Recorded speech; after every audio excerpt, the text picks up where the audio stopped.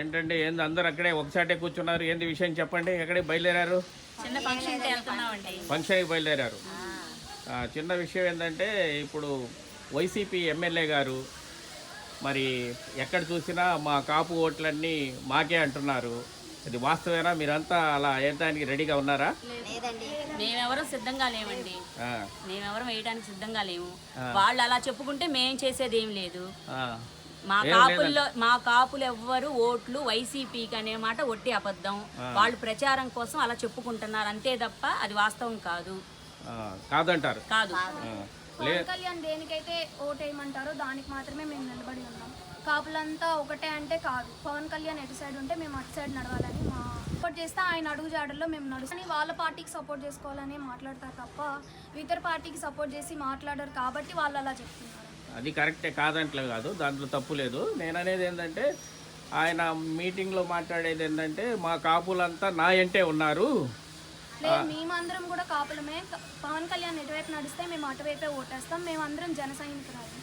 కాపులందరూ ఒక మాయైపే ఉన్నారు అని అన్నాడు కానీ మేము లేవు కదా. మేము ఉంటే ఆయన చెప్పుకోవచ్చు, మేము లేవు కదా. మేము లేనప్పుడు ఆయన ఎన్ని చెప్పుకున్నా ఉపయోగం ఉండదు కదా. మేము ఎవరికి వేస్తాము? లేరంటారా మీరు? కాపులంతా ఎవరు ఇష్టం వచ్చినట్టు వాళ్ళు వేసుకుంటారు. అంతేనండి, ఎవరు ఓటు ఎవరికి వేయాలనుకుంటే వాళ్ళకి వేస్తారండి. అది మేము జనసేనకి టీడీపీకే మా మద్దతు.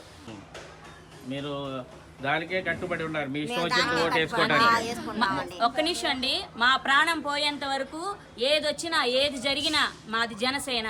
పవన్ కళ్యాణ్ ఎటు చెప్తే అటే నడుస్తాం అంతే. అక్రమ పాలన మాకు నచ్చలా.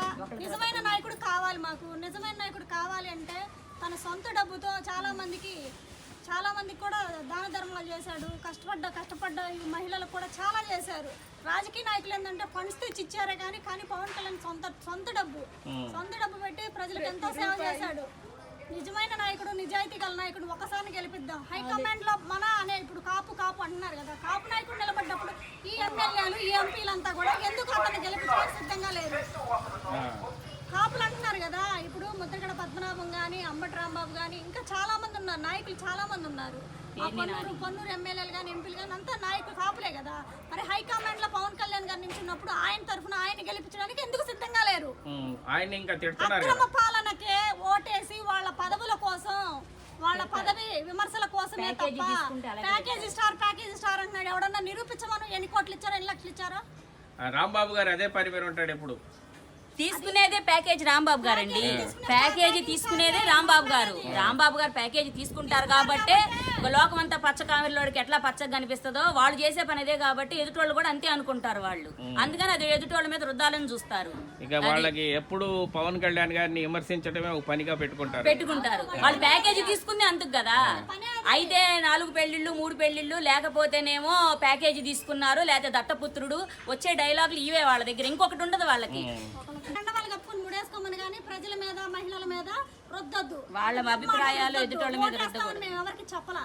ఓటు మా సొంత హక్కు కాబట్టి మేము ఎవరికి వేయాలో వారికి వేస్తాం. మేము పలానా వాళ్ళకి వేస్తామని కూడా మేము చెప్పరు కొందరు. మేమైతే టీడీపీకి వేస్తాం లేదా పవన్ కళ్యాణ్కి వేస్తాం. ఎక్కడ ఏ పార్టీ వస్తే ఆ పార్టీని బలోపేతం చేయడానికి ఈ 2 పార్టీలు అండ్ బీజేపీ కూడా మాకు సహకారంగా ఉంది. 3 పొత్తులు కలయిక, 3 దారాలు కలిస్తే ఓ పార్టీ ఓ తాడు నిలబడినట్టు ఈ పార్టీ నిలబెట్టడానికి 3 పార్టీలు సిద్ధమయ్యాయి. పార్టీలు సిద్ధమైనప్పుడు ప్రజలు సిద్ధంగా ఎందుకు ఉండరు? అవినీతి పాలన అర్థం కావట్లా, ఎంత చెప్పినా అర్థం కావట్లా. అర్థం చేసుకొని వెలుగులోకి వచ్చింది కాబట్టి ఈ సమయాన్ని వృధా చేయకుండా కరెక్ట్ అయిన నాయకుడు ఎన్నుకొని ఓటు వేస్తేనే మనకు నిజమైన ప్రజాస్వామ్యం పరిపాలన వస్తుంది. ఇప్పుడు ప్రజలు తెలుసుకున్నారండి. తెలుసుకోకుండా అయితే ఎవరు తెలుసుకోకుండా లేరు. అందరూ తెలుసుకున్నారు. ఈ అవినీతి పాలన, అక్రమ పాలన అన్ని తెలుసుకున్నారు. ఈ ప్రజలైతే ఎవరు సిద్ధంగా అయితే లేరు. వైసీపీకి ఓటేయడానికి ఎవరు సిద్ధంగా లేరు. అంటే కాపులు అంతా మాతోనే ఉన్నారనేది వాళ్ళ మెసేజ్ కాబట్టి మిమ్మల్ని అడగటానికి లేదండి. అవన్నీ ఒట్టి మాటలు లేదు. అవన్నీ ఒట్టి మాటలు లేదు. మురళీకృష్ణ కూడా కాపేగా. మరి కాపులు ఎప్పుడు ఉన్నారని చెప్పక ఏమని చెప్తాడు? వాళ్ళు అలాగే చెప్తారు తప్ప ఏం లేదు. అంటే నాకు ప్రామిస్ చేశారు. ప్రామిస్ అనే మాట ఒట్టి మాట అండి. కాపు నిలబడ్డాడు కాబట్టి ప్రతి చోట మన ఊళ్ళల్లో కానీ ఏదైనా పల్లెటూరులో అనుకుంటుంది ఏంటంటే మన కాపుని మనం గెలిపించుకోవాలరా అని చెప్పే చర్చ జరుగుతుంది. అసలు వీళ్ళు ఇక్కడ ఎమ్మెల్యే ఇక్కడ వీళ్ళండి కాపు, సరే ఎమ్మెల్యే కాపు, ఎంపీ కాపు అండి. అసలు కాపు ఉన్నారుగా, పెద్ద ఆయన పైన ఉన్నారుగా పవన్ కళ్యాణ్ గారు. ఆయన దాటి మేము ఈయన చేయలేంగా. ఆయన ఏది చెప్తే అదే, పవన్ కళ్యాణ్ గారు ఏది చెప్తే అదే, పవన్ అన్న ఏది చెప్తే అదే, అంతే. ఎవరి పార్టీ వాళ్ళది. మేము బ్రతికున్నంత వరకు మా కాపులు అంతే. మేము చెప్పండి. పవన్ కళ్యాణ్ హైకమాండ్ లో ఉన్నాడు కాపు సంఘం యువకుడుగా.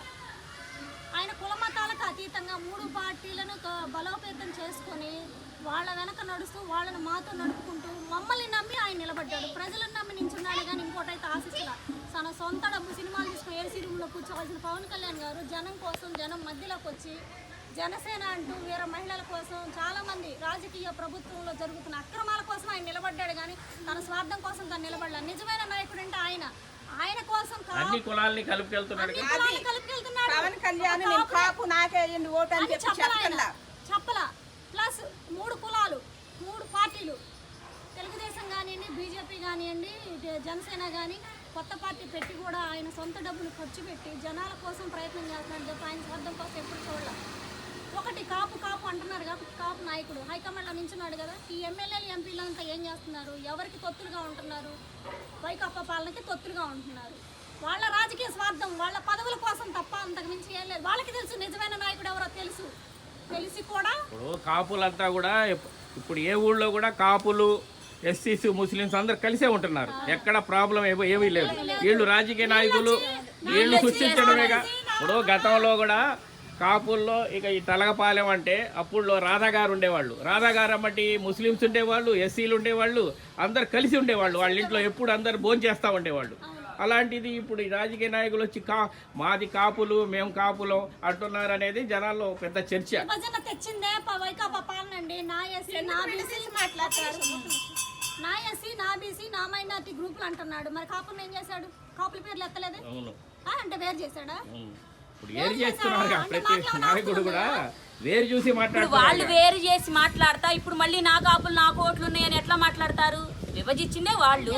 మళ్ళీ ఇప్పుడు మా కాపులు ఓట్లని మా దగ్గర ఉన్నాయని ఎలా చెప్తారు వీళ్ళు? అదే చెప్తున్నారు. ఎలా చెప్తారు? చెప్పరు కదా. కాపులు అందరు కలిసే ఉంటున్నారు కదా. అసలు ఒక రాజకీయం కలిసే ఉన్నారు. రాజకీయం అంటే అన్ని కులాలు కలిస్తేనే కదా రాజకీయం. కూర్చున్నటువంటి వాళ్ళం కూడా కాపులం కాదండి. అన్ని వర్గాలు ఇక్కడ అన్ని కులాల ఉన్నారు. అన్ని కులాలలో అన్ని వర్గాలు స్నేహభావంతో అంతా బాగుంటాం మేము. నిజమైన నాయకుడు కావాలనుకున్నాం. పవన్ కళ్యాణ్ ఓటేద్దాం డిసైడ్ అయ్యాం. అది ఓటమైనా విజయమైనా జై జనసేన, జై పవన్ కళ్యాణ్.